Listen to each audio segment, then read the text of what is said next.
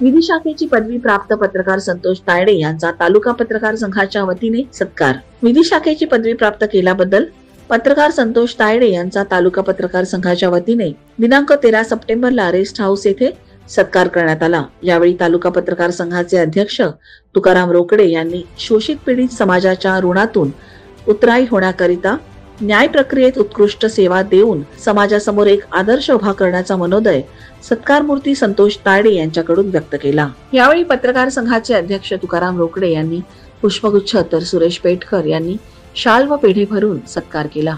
सुरेश पेटकर व भाऊसाहेब बावणे यांनी आपले मनोगत व्यक्त केले।